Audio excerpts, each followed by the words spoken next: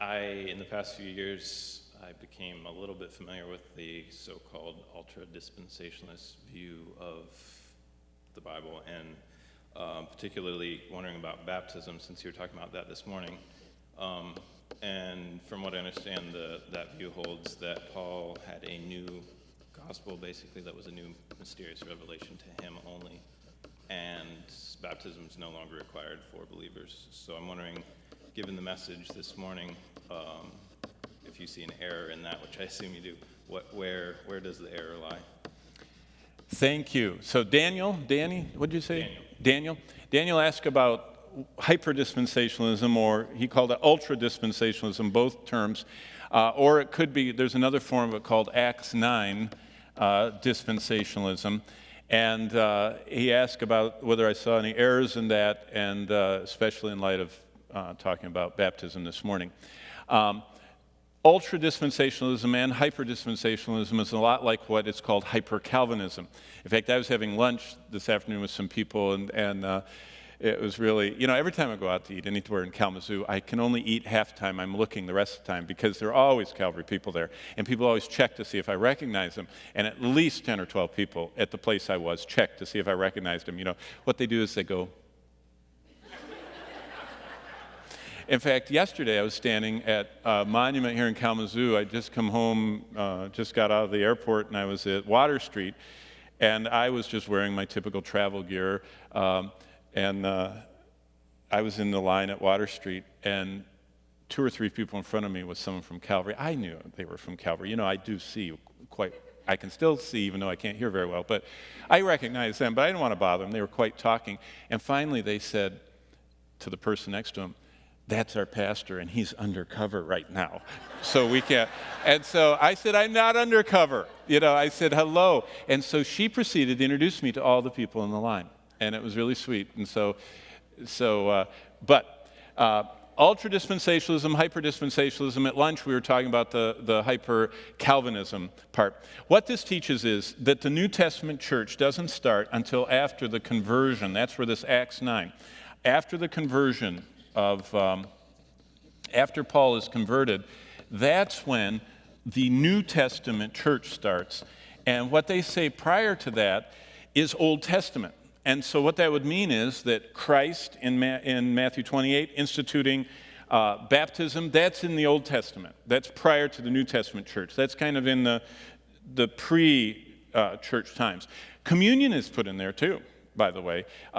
In some senses, even though Paul does talk about communion, there are even extreme forms which they have trouble not only with baptism but with communion. But just classic Acts 9 hyper-dispensationalism is just what it's called. It's hyper-dispensationalism. And what they say is that the church started after Paul, and what's fascinating about it is that, so does that mean James, who is even more Old Testament-y than anything else you can think of, is that not in the church? And also, how would you place, the earlier epistles? And so basically, to answer Danny's question, hyper-dispensationalism, and just for an example of a person, what's his name? The guy that works with Bullinger. It would be an example of this. If you've ever heard of Bullinger, and Bullingerism. He's an author, a very good one, by the way. They are just people that over. Now here, just let me show. You know what the dispensations are, right? How many of you could say the 7 dispensations right now?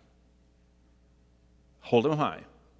Okay, put them down. How many of you could not, for your life, say the 7 dispensations? That's really sad, because Calvary is a dispensational church. But basically, a dispensational church, what they say is that there's, and by the way, I don't know if I could even say them, creation, conscience, come on, law, there we go.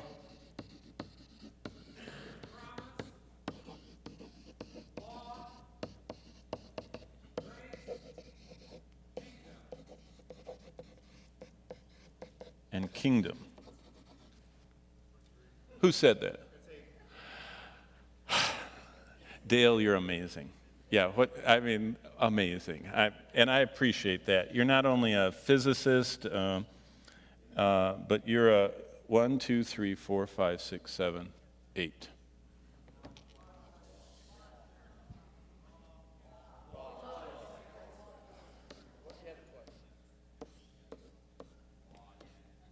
What? I have law twice. Innocence, there we go.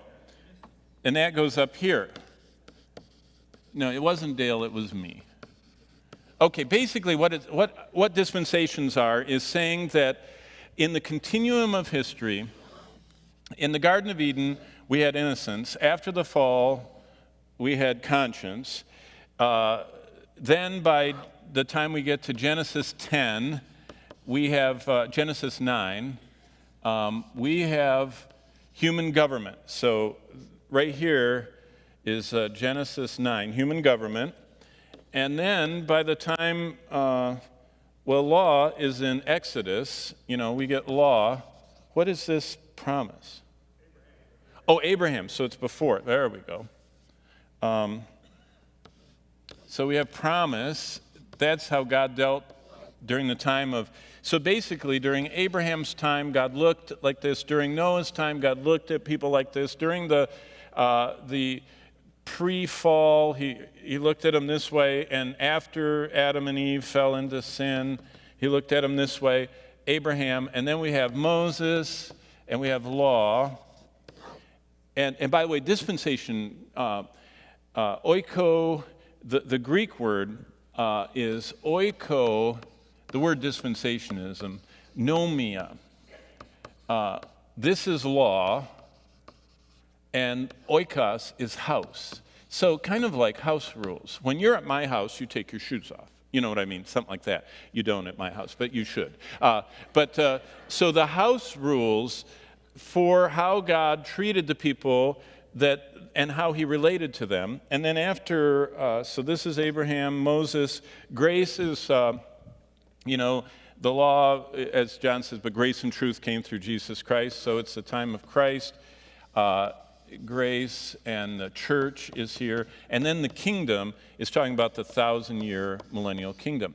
Now, what's fascinating, so this is dispensationalism, 7 dispensations looking at the unfolding revelation of God. They only had, what he said, and then they only had what he said and what he promised, and then with what he wrote, with Moses, and then he had all of righteousness revealed in Christ, and then there's all those kingdom promises. So it's trying to sort out all the different, the promises that God made to Abraham about a land, and that has to do with Israel, and with Moses had to do with the children of Israel.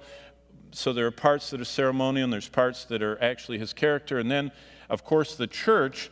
But when the church is taken out of this world, God reverts to, and that's really fascinating because he does. In Ezekiel 40-48, God goes back to animal sacrifices in the millennial temple, and that's sorting all that out.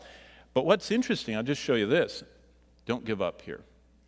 Be patient. And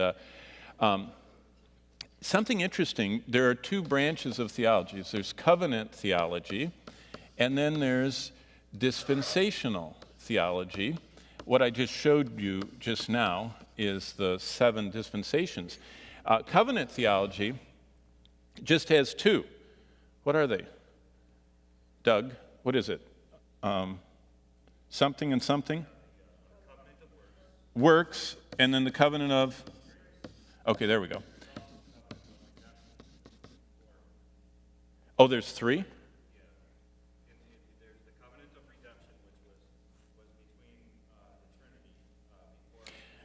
But I mean just simple covenant theology.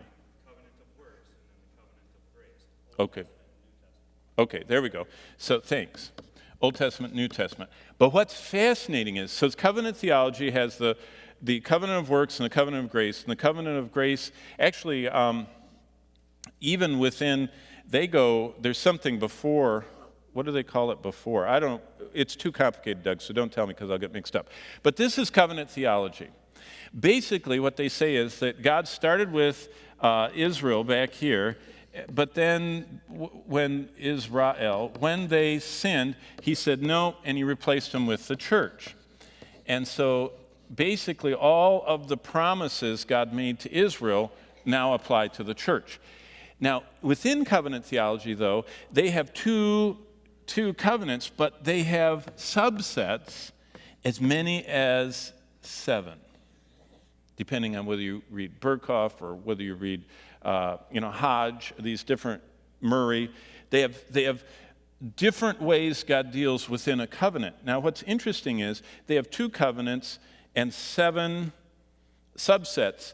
The dispensationalists just have 7 subsets. Now, back to hyper.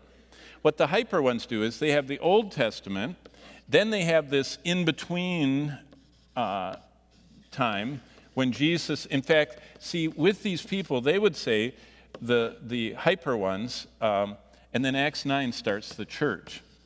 So here's the church, here's this in-between thing, and here's the Old Testament. Here, they would say that Matthew 5 through 7 has nothing to do with us. This is kingdom stuff for Israel. And Christ, in fact, they would get a little troubled with, when I talk about Matthew 7, Lord, Lord, they say, oh, no, that's not in this. And what I say, and to answer Danny's question, just a simple answer, to go back to whatever your question was, I would say that this is an artificial distinction, that Jesus Christ came. He was the promised one that would come. Grace and truth met in him, and he came to save his people from their sins, and he came to institute the new covenant promises to give it to the church, to ratify the new covenant through his blood, Ezekiel 36, 26, 27, and to offer to his church. To artificially put a line, say Matthew 1 to Acts 8 isn't in the church, isn't a distinction that the New Testament gives. It is really an artificial one, but also, I'm as dispensational as you get, but you have to be very careful about the Bible does not list 7 dispensations. We find them. We perceive them. There's not a listing. The word oikonomia doesn't say, and there are 7. And so and by the way, I don't want to scare anybody, but this is not in the Bible either.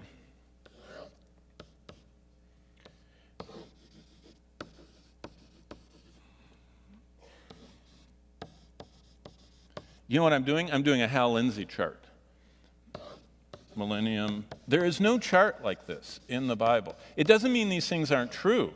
The Bible didn't come with charts that have, the cross is here, and this is the church age, and then the rapture is here, and this is the mid-tribulation, and this is the post-tribulation, or the second half of the tribulation. Then there's the 1,260 days.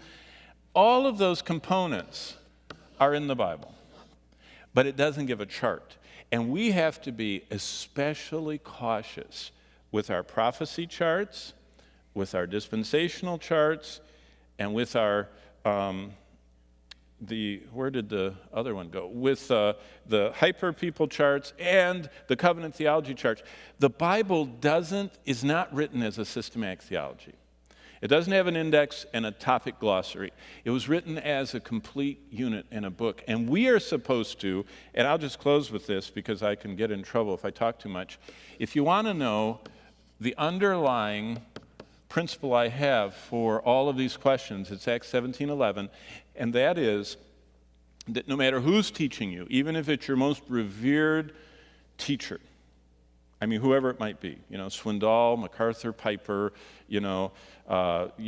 Calvin himself, or Luther.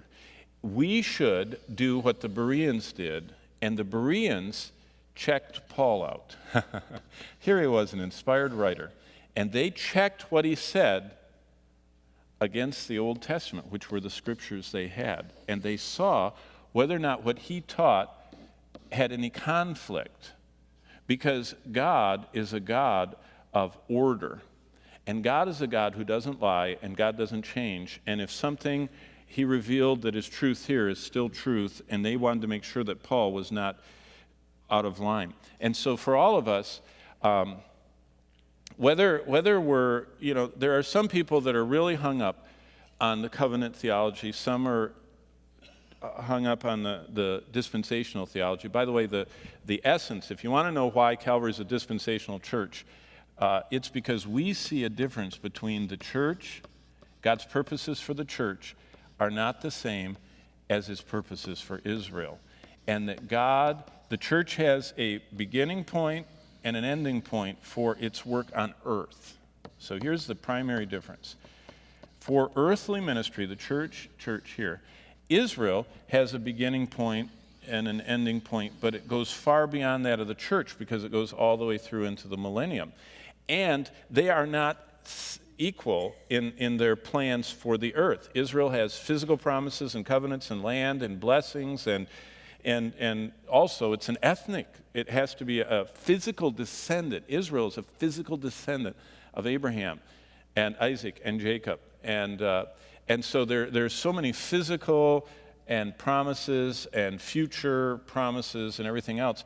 For the church, it is spiritual, and anybody from Israel, by the way, that gets saved, they become a part of the church when they get saved, but ethnically, their relatives still have a future and a hope and a promise. And so this is real simplistic, but dispensationalism sees a difference here.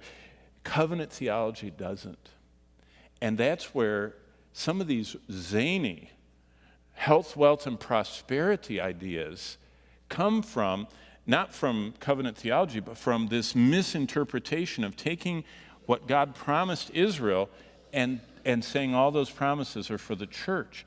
And I'm not saying that covenant theology does that. I'm saying that the health, wealth, and prosperity people are guilty of wrestling a promise God made to national Israel and saying it's for us today. So, Danny, I hope I said enough that I think that Acts 9, wherever it went, Acts 9, ultra-dispensationalism is artificial, and also I believe it's wrong. It's harmful to the church because it confuses people, even though men like Bullinger are phenomenally brilliant men. And so, good.